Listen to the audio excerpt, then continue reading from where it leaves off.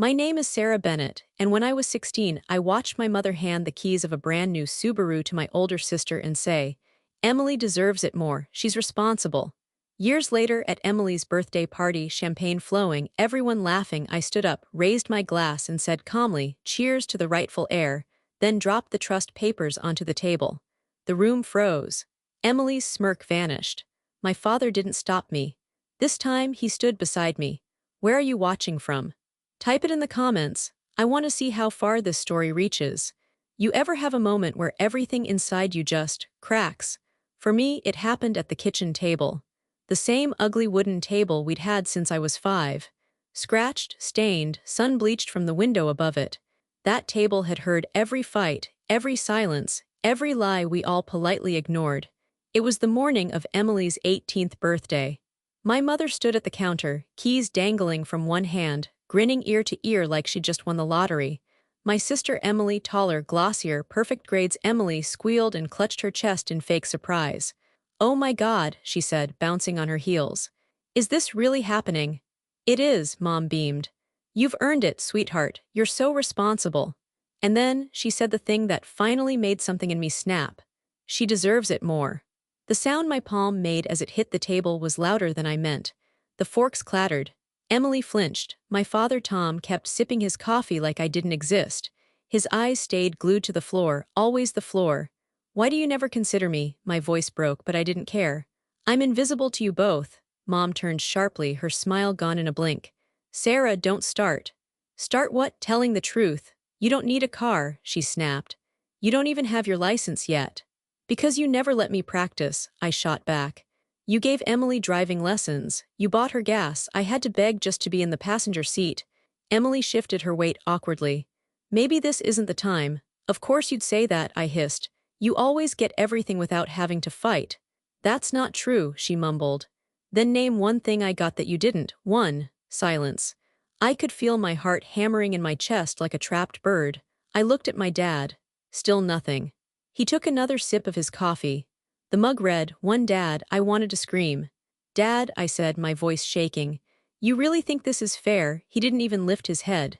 It's not that serious, Sarah. Let it go. Let it go. I almost laughed, like this hadn't been my whole life. The forgotten birthdays, the shrugged-off report cards, the dance recitals no one showed up for because Emily had a tennis match.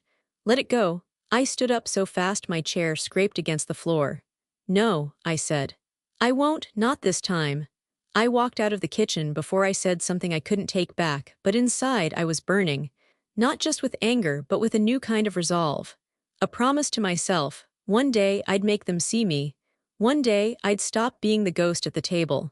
That night I sat on the front porch under the flickering yellow porch light, staring at the cracked driveway like it might hold answers. Albuquerque nights are oddly quiet, even in a neighborhood like ours where kids still rode bikes and neighbors waved politely but didn't really talk. I heard the creak of the screen door behind me.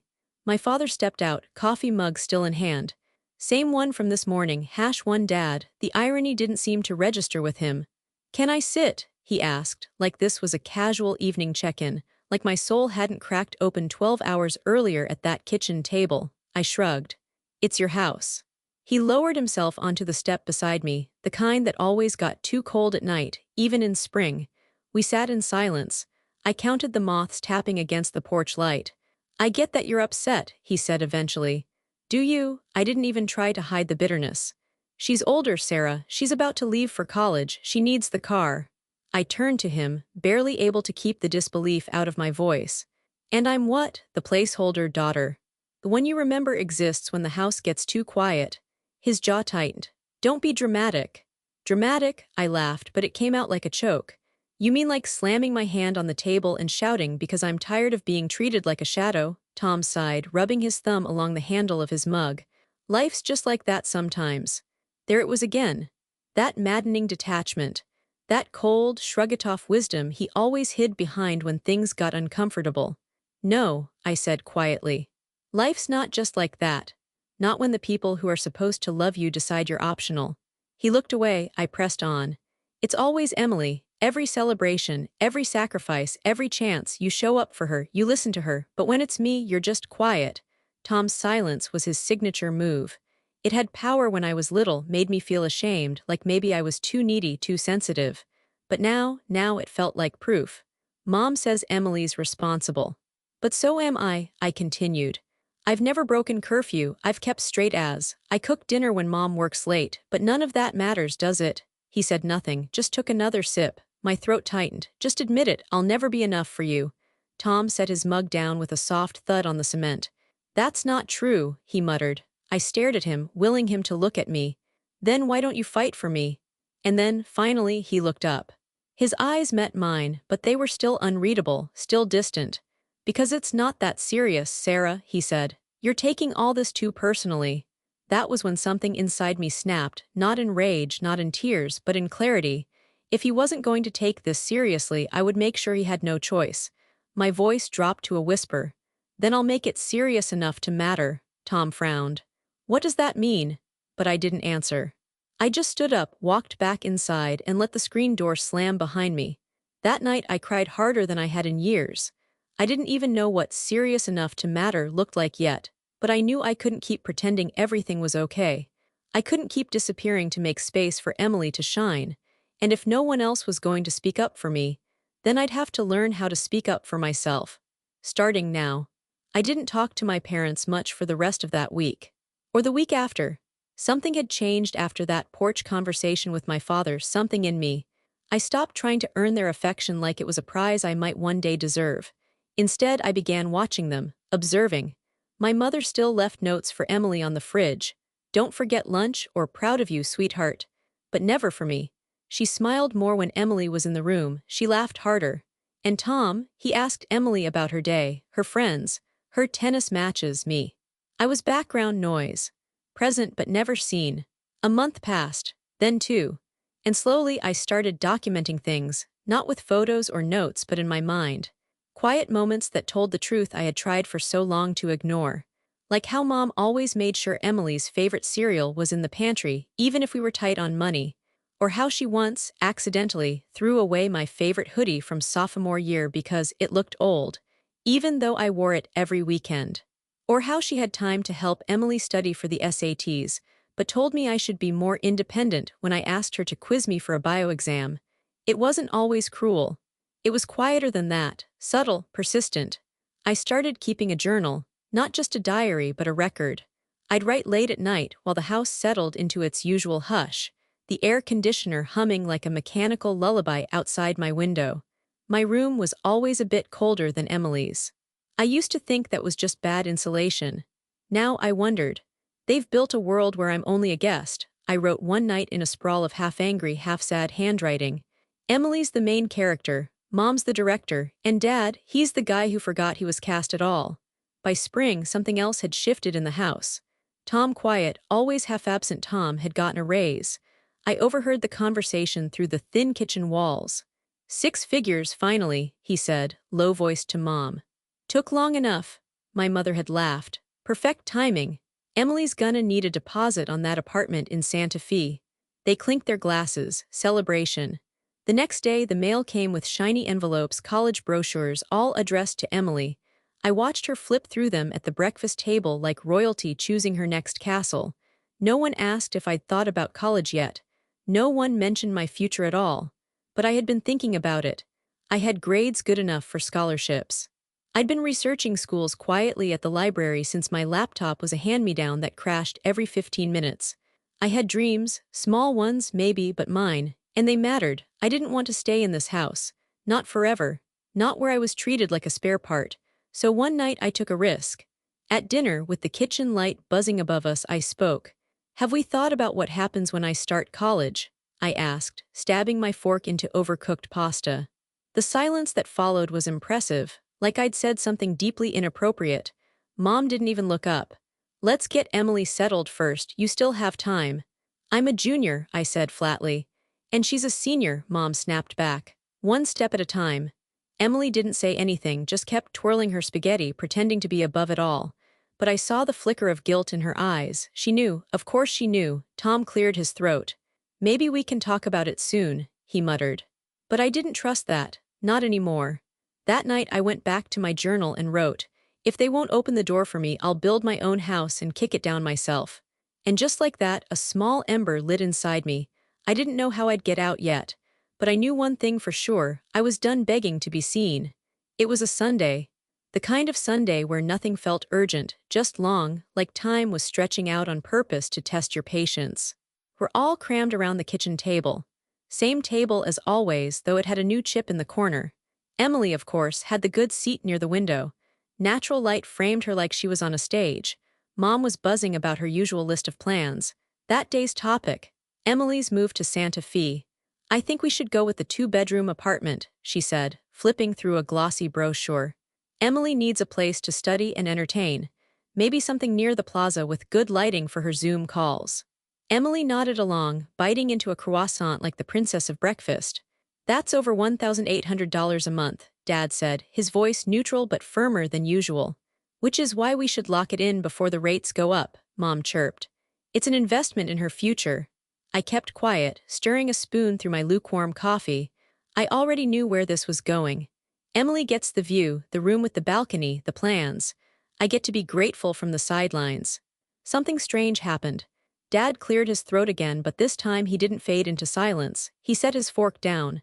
Sarah will need a place too, he said, glancing at me. She's starting college in a year.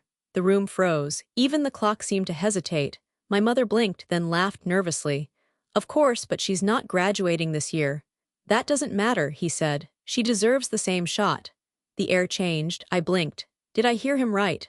Mom's smile started to twitch. Be practical. Emily is moving in the fall. Sarah's still figuring things out.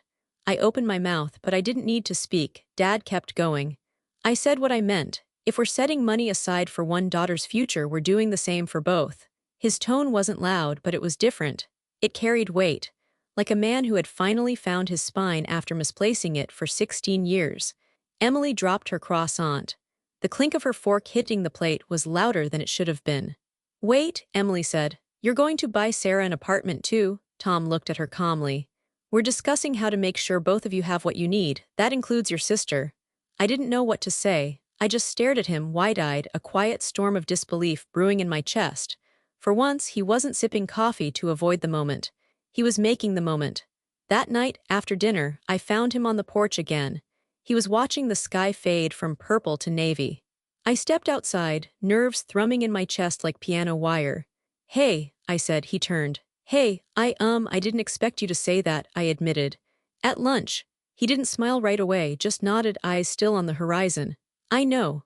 I sat next to him on the top step, arms wrapped around my knees. The porch light buzzed above us. I meant it, he said after a long pause. I've been quiet too long, it's not fair. It hit me then, not just the words, but the way he said them. Like he'd been carrying guilt under his ribs and finally decided to set it down. He looked at me. And for the first time in what felt like years, he really looked at me. I see you now, Sarah, he said. I didn't answer. I couldn't. My throat swelled, but not with sadness this time, with something softer. Hope, maybe, or something like it. So I just nodded and whispered, thanks. It wasn't everything. It wasn't a full repair.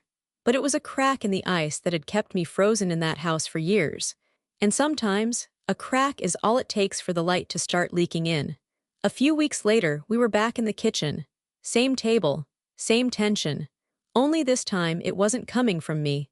Mom was standing by the fridge, holding a catalog of furniture swatches and floor plans, like she was curating an art gallery instead of orchestrating the next big family betrayal.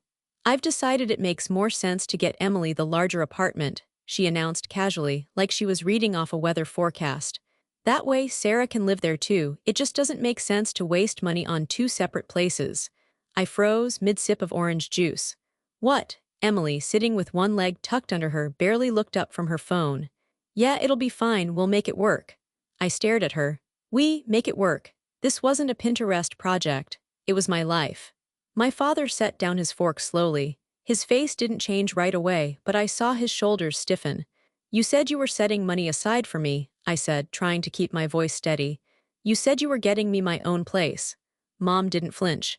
And you will have a place, just under the same roof. We're trying to be smart with our resources. Emily finally looked up. It's not a big deal, Sarah. We're family. That word again, family. Always used like duct tape, like it could patch anything, no matter how broken. I turned to Dad. You agreed we'd be treated equally. Mom laughed under her breath. Oh, please, don't turn this into some dramatic moment. But Dad's chair scraped back against the floor. He stood up, slowly. This wasn't what we agreed on. Mom blinked. Excuse me. You and I talked, he said, voice low but tight. We made a plan for both girls. You told me you understood that. I do, she said quickly, too quickly. But plans change, it's not the end of the world. Tom's jaw clenched. It's not about the apartment, it's about what it represents. The room went still, the kind of still that makes the hair on your arms lift. You always do this, he said, looking directly at her now. Make decisions behind closed doors, assuming we'll all fall in line. I'm trying to do what's best for the family, she shot back. He shook his head. No. You're trying to do what's easiest for you. Emily looked between them like she was watching a tennis match she hadn't bet on. Her mouth opened, but nothing came out. And me, I just watched. My body was buzzing, not from fear but from disbelief. He was actually standing up for me. Why do you care so much? Mom asked, voice hardening. Since when do you get so involved? Tom didn't raise his voice. He didn't need to. Since I realized I've been absent too long, he said. And I'm done letting that slide. The words landed like thunder, soft but final. Mom didn't reply. She turned back to the counter, flipping a page in the catalog like it could distract her from what just happened. Dinner that night was a strange performance. The plates were passed, the food eaten, but no one really tasted anything. No one smiled. And no one spoke. The family table, the place where we were supposed to come together, had become a quiet battlefield. Full of glances, tension, and words that hovered unspoken above the casserole. Later, in my room, I lay on my bed with my journal open, pen frozen mid-sentence. I didn't write a speech or a threat or even a plan. I just wrote. He trusted her with something that mattered to me, and she broke it, again. But this time, I wasn't the only one who saw it. That night, the silence in our house was like thick fog. You could walk through it, breathe it in, but it left your skin cold. My mother had retreated early, door shut, lights off. Emily stomped upstairs like she'd been wronged somehow, though no one had said her name since dinner, and I was left alone. Again. I lay curled on my side, face pressed into the same pillow I'd cried into since middle school. Back then, I'd cried because I wasn't invited to sleepovers. Now, I cried because I was still living in a house where fairness was negotiable, and love came in uneven portions. I didn't hear the footsteps until they were close. Not the stairs creaking, he always stepped around the loud one, but the gentle tap at my door. I tensed. Sarah, my dad's voice, soft, careful. I wiped my eyes fast. Yeah, can I come in? I hesitated, then, okay. He opened the door like he was entering a chapel. Slowly, reverently. He looked tired. Not the usual kind, either. A deeper kind of tired that settled into your shoulders when you finally saw something for what it was. He sat on the edge of my bed like he'd done once or twice when I was small and had nightmares. But I wasn't a child anymore, and this wasn't a nightmare, it was real. I didn't know she'd do that, he said quietly. About the apartment. I didn't say anything. I was afraid if I opened my mouth, it would all pour out. The bitterness, the exhaustion, the part of me that still wanted to believe he'd meant it when he said I mattered. He looked around the room like he was seeing it for the first time. The peeling posters, the stacked notebooks, the framed 8th grade science fair ribbon I'd won for a project no one in the family came to see. I've been thinking, he said, glancing down at his hands. A lot. I sat up slowly. About what? He sighed, deep and deliberate. About how things got this way, about the way I let her set the tone for how you were treated, and how I convinced myself that silence wasn't the same thing as betrayal. I swallowed hard. It is. I know. He didn't flinch. And I'm sorry I left you alone in this house even when I was standing right there in the room. The lump in my throat was sharp. I wasn't used to this. I didn't know how to hold it. I'm not saying it fixes anything, he added quickly. It doesn't, but maybe it's time I start making things right. I looked at him then. Really looked. His hair was grayer than I remembered. His shoulders slouched a little more than they used to, but his eyes, they looked steady. Honest, even. What does that mean? I whispered. He leaned forward, elbows on his knees. It means I've been looking into some things, ways to make sure you're taken care of, that what's yours isn't up for debate anymore. I blinked. Like what? He hesitated, then reached into his back pocket, pulled out a folded piece of paper and set it gently on my desk without opening it. I'm not asking you to trust me overnight, he said, but I want to earn my way back to being someone who deserves to be called your father. Not just your dad. A pause passed between us. The kind of pause that doesn't ache but breathes. I nodded, not fully understanding but knowing something had shifted. Okay, I said softly. Okay. He stood then, and before leaving he looked back at me like he wasn't sure if he should say more. But he didn't need to. That night after he'd gone, I finally unfolded the paper. It wasn't dramatic, just a sketch of something called a trust. My name typed neatly. Signatures half filled. I didn't understand it all. Not yet. But for the first time in my life, something about my future had been written down for me. And it wasn't in Emily's name. By the time August rolled around, I was officially a freshman. Emily had already moved into her off-campus apartment in Santa Fe 2 months earlier, in what my mother proudly called the first step into her adult life. And then, as if it were the most natural idea in the world, she announced that I'd be moving into the same apartment. You girls can help each other, Mom said with her favorite brand of fake cheer. And we can save on expenses. There it was again, we, her favorite word when she meant me. Tom didn't object, not outright. I could tell he was choosing his battles again, so I packed my things. I smiled through the forced optimism. I told myself I'd make it work. 1 semester, maybe 2. Then I'd figure out something better. I didn't last 2 weeks. It started with the dishes. Not just a few cups in the sink, but full meals left on the counter like I was the cleaning staff. Then came the towels on the floor, her loud calls with friends, her new boyfriend Caleb who practically moved in without asking. His beer cans lined the window like trophies. You're so uptight, Emily said one evening, slamming her bedroom door. It's just life, chill out. I'm not your maid, I snapped. I live here too. Oh please, she laughed, not looking up from her phone. You're lucky Mom even let you move in. She said it like I was an intruder, like the apartment was hers and I was just some stray inconvenience she was being forced to tolerate. That night I drove back to Albuquerque without telling anyone, just to sleep in my own bed. I didn't even unpack. The next morning I went to class with a bagel and a bitter heart. I barely made eye contact with anyone. I was too tired, too wound up. Too angry at how I had imagined college would be a fresh start. It wasn't. It was just more of the same, only now with longer drives and no door I could fully close. Every weekend I found myself escaping back home. I'd sit in my old room, breathing in the stillness like it was oxygen. I didn't even mind when the swamp cooler rattled or the street dogs barked outside. At least here, no one pretended I didn't belong. Dad noticed, of course. You're here again. He asked one Sunday as I shuffled into the kitchen. I nodded, pulling a mug from the cabinet. Couldn't take another night listening to Emily's boyfriend snore. He paused. She didn't tell us he was staying over. She wouldn't. I sipped my coffee. She thinks the place is hers. He sighed but didn't say much. That was his way. Listen more than he talked. Still learning how to speak up. I could see the worry in his eyes, though, the guilt. I didn't want him to feel it. But I couldn't protect him from it either. He'd promised me a chance at dignity, at peace. But somehow I'd still been folded back into Emily's world, where her needs were natural and mine were optional. Back in Santa Fe that week, things got worse. She held a party on a Wednesday night. Loud music, cheap drinks, strangers crammed into the tiny space. I stayed in my room with my noise-canceling headphones on, trying to write a paper about ecosystems while the real one in the apartment was falling apart. At 1 a.m., someone banged on my door, demanding to use my bathroom because Emily's is full. I didn't answer. I just buried my face in my pillow and counted to 100.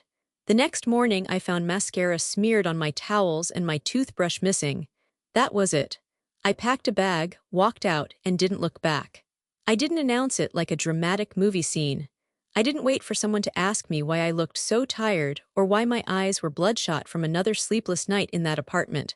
I just walked into the house one evening, threw my keys on the hallway table, and said, loud enough for both my parents to hear, I'm not living with Emily anymore. I'll drive to college every day if I have to. It's better than living with her. The words landed like a slammed door. Dad looked up from the newspaper he always pretended to read. Mom came around the corner with a dish towel in her hand and that same half-scoff that meant she was already dismissing what I said. Sarah, don't be ridiculous. That's nearly 2 hours round trip. I know, I replied flatly, tossing my bag by the stairs. But at least I won't be cleaning up after her boyfriend or finding strangers sleeping on the couch. Mom didn't flinch. She crossed her arms. You're making a mountain out of a molehill again. College kids live together all the time. College kids also split rent. I'm not even allowed to touch anything in that place without her saying it's hers. She was there first, Mom said with a shrug. She's just trying to make it work. No, I said. She's trying to make it hers. There's a difference. The room tensed. Dad set his paper down slowly. I watched his eyes flick to Mom, then to me. Something passed between them, unspoken but heavy. Mom smiled, that condescending, maddening smile. Told you it would never work, she said, turning to Dad. I said it from the start. Sarah's too sensitive, always has been. I stared at her. That was the moment. That exact moment where I felt all the progress, the trust, the apology, the small shift in Dad's loyalty start to slide backward like sand under my feet. Dad's brow furrowed. Carol, I mean, it's not my fault, she continued. You're the one who insisted she get her own place. I was trying to be practical. But now we're back to the same drama, the same complaints. She gestured at me like I was a weather pattern she'd learned to ignore. My hands curled into fists at my sides. You think I want to be back here, that I like being the one who doesn't belong anywhere? I think, she said coolly, you like the attention that comes with being the victim. That hit harder than I expected. And before I could speak, before I could even process how to respond without breaking something, Dad stood up, not slowly, not quietly. He stood like something inside him had just broken free. I trusted you with this, he said, staring at Mom. His voice wasn't raised, but it was clear, shaking with restrained fury. We agreed. You promised we'd do things differently this time. She rolled her eyes. Tom, don't make this about you trying to play hero. It's not about me, he snapped. It's about her. He pointed to me. I froze. She deserved her own space, not a glorified closet in Emily's kingdom, he continued. You said you'd support that, then you twisted it like you always do. Mom's expression hardened.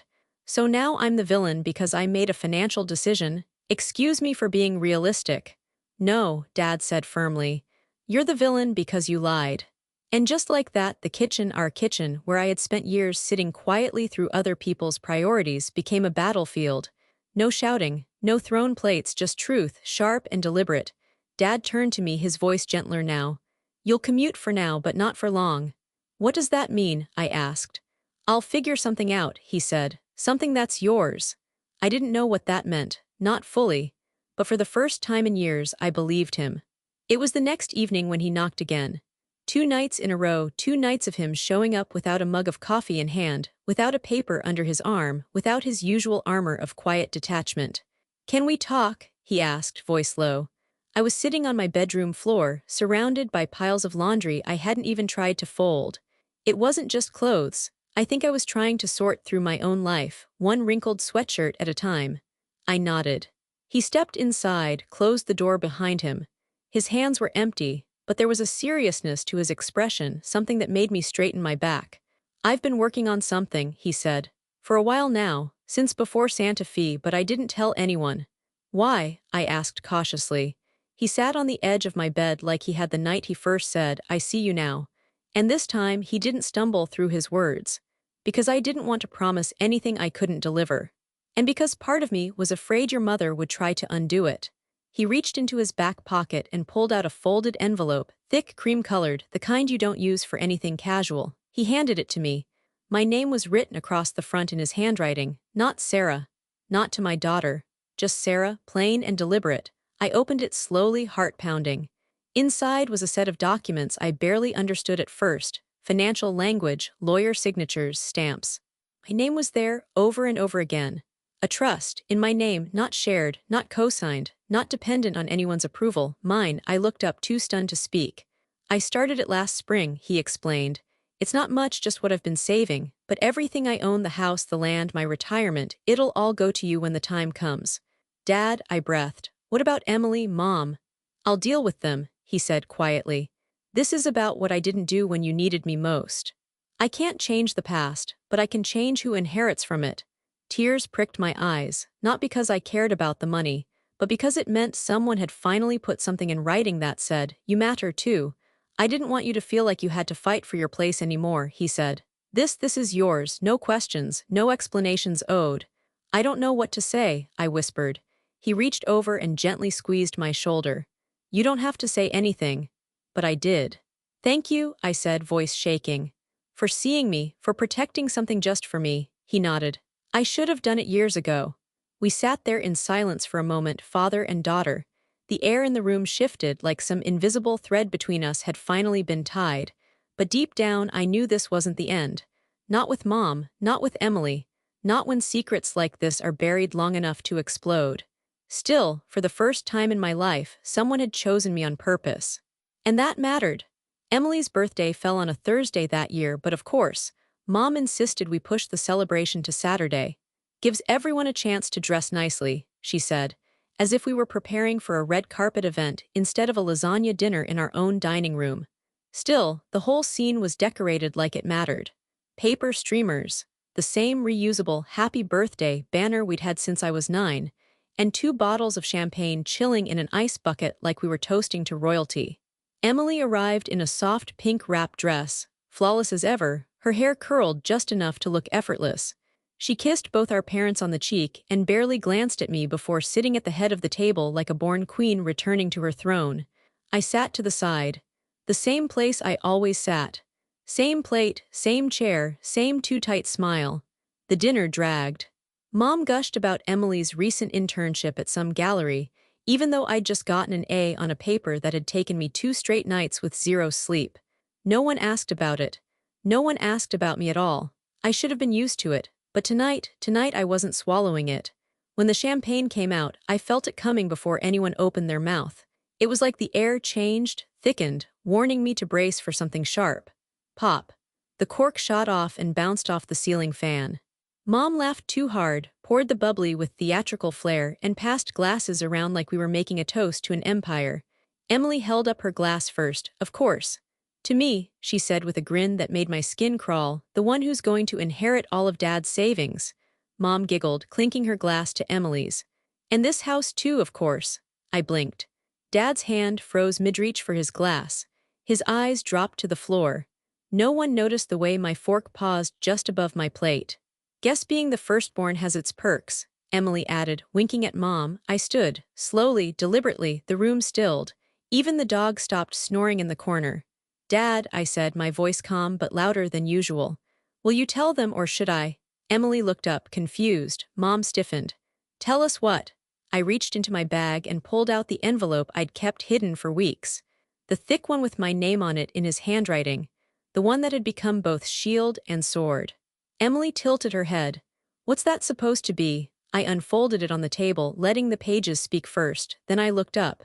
It's the trust Dad created, I said. In my name. Mom's mouth dropped open. You did what? She gasped, spinning toward Dad. Emily blinked, once, twice. Then her chair scraped back. No, you're kidding.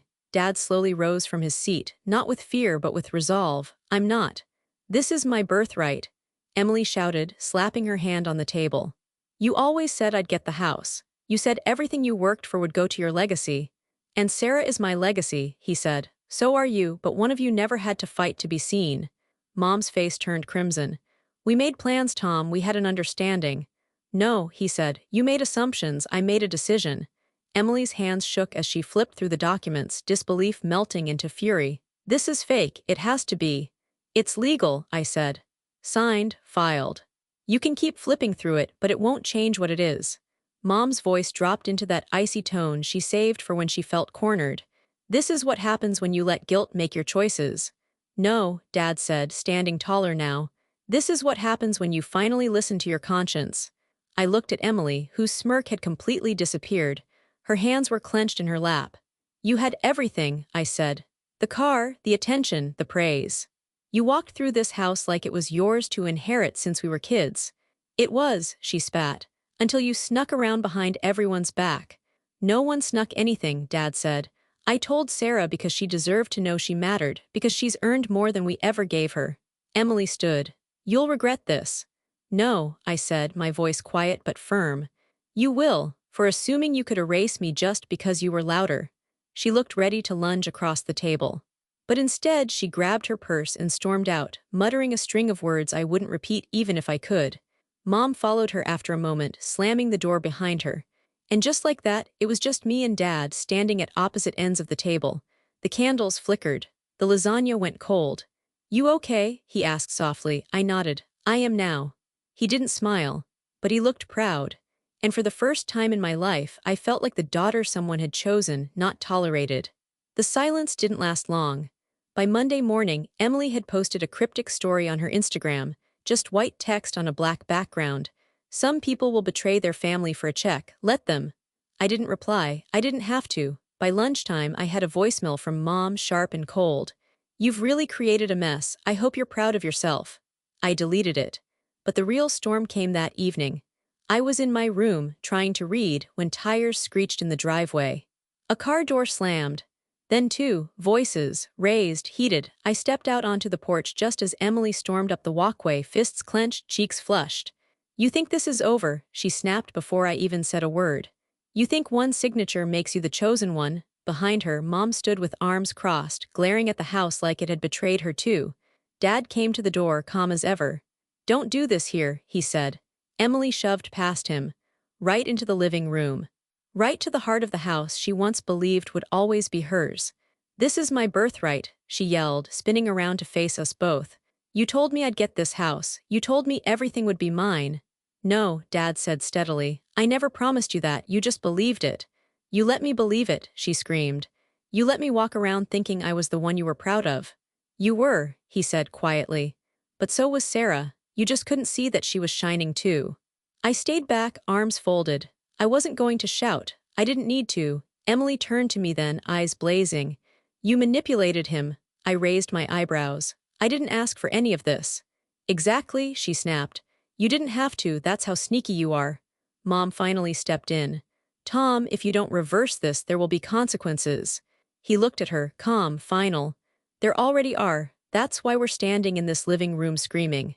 I won't be cut out of my own family, Emily said, voice shaking. You weren't cut out, I said softly. You just never made room for anyone else to matter. The words hung there. No one moved. Then, without another word, Emily turned and walked out.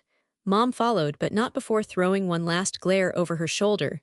The door slammed so hard the picture frames rattled. I let out a breath I hadn't realized I was holding. Dad rubbed his temples. She's going to fight it. I can already see it. I nodded. Let her try. He looked at me, eyes full of something like regret and maybe pride. You're stronger than I ever gave you credit for, he said. I gave him a sad smile. You're not the only one. A few days after the blow-up, the house felt still. Not quiet like before, not the silence of suppression, but the silence after a storm.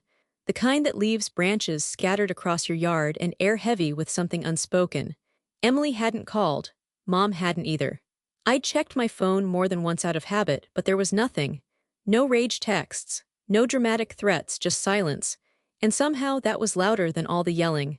On Friday morning, Dad knocked on my door, not urgent, just present. You busy today? He asked. Not really. Why? He gave me a lopsided smile I hadn't seen since I was a kid. Thought maybe we could take a drive, just us. I nodded. We didn't speak much on the way out of town. The road curled through dry hills and patches of gold grass that were starting to turn with the season. When we pulled up to the lake, I realized I hadn't been there since I was 12. Back when Emily still tolerated skipping her friends' birthday parties to come fish with us. The pier was weathered, but still standing. We sat at the edge, legs dangling over the water. Dad handed me a simple rod, nothing fancy, just like old times. He cast his line, then sat back. Used to come here to think, he said. Back when your mom and I were first married, when I still thought I could fix things before they broke. I didn't answer right away. I just watched the reflection of the sky ripple across the lake. I failed you, he continued. In 1,000 quiet ways, by staying silent, by pretending the little things didn't matter, by letting her call it fairness when it was anything but. I swallowed hard. I thought if I stayed out of it, he said, maybe things would stay peaceful. You chose peace over me, I whispered. He nodded. Yeah, I did. A bird called from somewhere across the lake. The breeze lifted his hair gently. He looked older in this light, not just tired but softened. I'm sorry I didn't protect you sooner, he said. You deserved better all along. This time the words didn't bounce off like they used to. This time I believed him. Thank you, I said, my voice barely above the wind. We sat in silence for a long time after that, the lines in the water still. The kind of stillness that says maybe, not everything is fixed, but something real has begun. Something honest. Years passed quietly at first. Not with dramatic apologies or sudden reunions, just space. Enough space to grow, to heal, and to finally breathe without always being compared to someone else. After that day at the lake, something in Dad truly shifted. We didn't talk every day, but when we did, he showed up fully, no distractions, no cold silences, just presence. He began visiting monthly, sometimes twice, always with something thoughtful in hand. Sometimes a loaf of bread he'd baked, sometimes wildflowers, most often trout he caught himself. He never stayed long, just long enough to sit on the porch, sip coffee, and ask how things were going at the art space I'd opened downtown. Yes, I opened it. I used part of the trust money to lease a small adobe building in the heart of Santa Fe. A two-room studio with peeling turquoise trim and a courtyard overgrown with ivy. Nothing fancy, but it was mine. I called it the Open Table, a place for young women, especially those like me who'd grown up unheard, to gather, create, and show the world they existed, that they mattered. At first, it was just weekend workshops and one donated easel. Then word spread. Donations came in. A retired professor offered to teach free classes. A local bakery dropped off leftover muffins. And soon it became more than I ever imagined. One afternoon, as I was cleaning brushes after a class, a teenage girl lingered behind. Her name was Jada. Sharp eyes, quiet voice, the kind of girl who'd always raise her hand but get skipped over anyway. She looked at the mural I'd painted along the back wall, two faceless women, arms intertwined, looking up at a rising sun. "You paint all this?" she asked. I nodded, wiping my hands on a towel. She bit her lip, then said, "I don't think my mom even knows I like to draw. I'm always the helper, the good one." I smiled gently.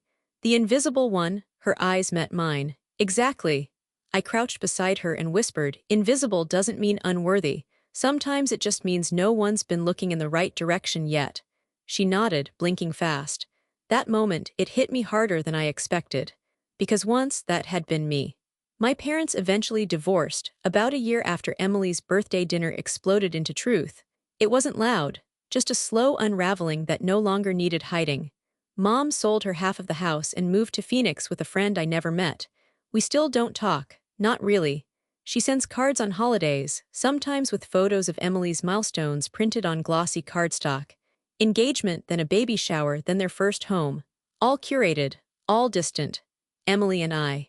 We haven't spoken in years. She never forgave Dad, or me, but I've stopped carrying that weight. Forgiveness isn't the same as forgetting. It's simply deciding the pain doesn't get to be the loudest voice anymore. Dad still visits me once a month. Rain or shine, he never comes empty-handed. Today, as we sat on the patio sipping coffee from mismatched mugs, he handed me a small, worn envelope. "Found this in the attic," he said. "Figured it belongs with you now." Inside was a photo, me age 10, standing beside an old science fair project, holding up a blue ribbon. My smile was toothy, my arms stick-thin, and I was looking off camera, like I'd been waiting for someone to look back. I smiled down at the photo, heart full. "You kept it?" I asked. "Yeah," he said. "Always meant to frame it." I looked at him. "Now you can," he smiled. "Better late than never. Always." And in that quiet moment, with the sun warming my shoulders and the photo resting on my palm, I realized something. Justice doesn't always come like thunder. Sometimes it walks in gently, with a mug of coffee and a second chance. Have you ever had to build a new version of family from scratch, one that wasn't perfect but finally felt right? Let me know where you're watching from, and tell me what justice looked like in your story. Because maybe that's what healing really is, not getting everything you deserved, but finally becoming the person you were never allowed to be.